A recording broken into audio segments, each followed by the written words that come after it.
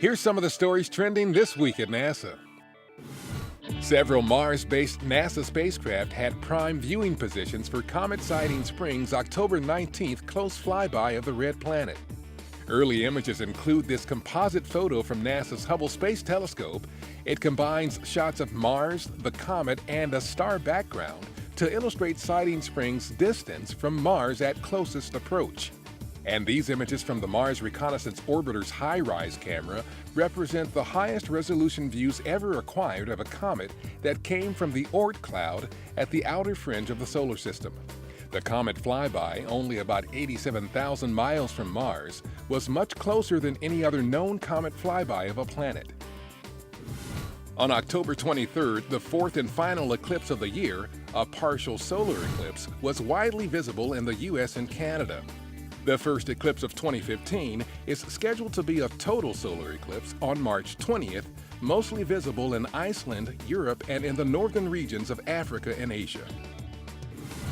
Outside the International Space Station, Expedition 41 Commander Max Surayev and flight engineer Alexander Samokutyayev of the Russian Federal Space Agency conducted an October 22nd spacewalk to remove experiment hardware on the Russian segment of the complex that is no longer needed. The pair also performed a detailed photographic survey of the exterior of the Russian modules. The space station crew also spent time during the week preparing for the October 25th unberthing and release of the SpaceX Dragon cargo craft. Loaded with more than 3,200 pounds of hardware and critical science experiments, Dragon is scheduled to splash down in the Pacific Ocean west of Baja California later the same day.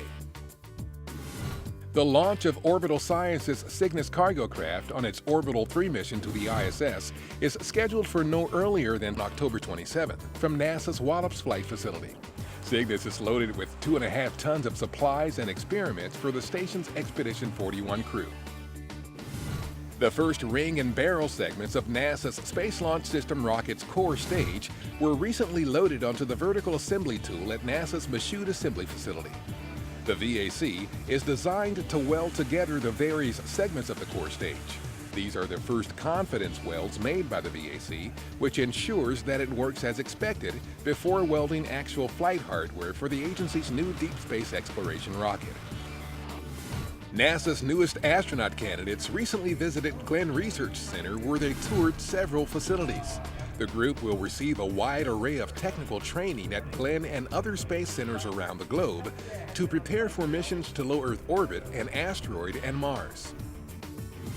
The recent open house event at Ames Research Center was part of the center's 75th anniversary celebrations. More than 100,000 people registered for the event, designed to highlight the world-class space and aeronautics research facilities housed at Ames. And that's what's up this week at NASA. For more on these and other stories, follow us on social media and visit www.nasa.gov/twan.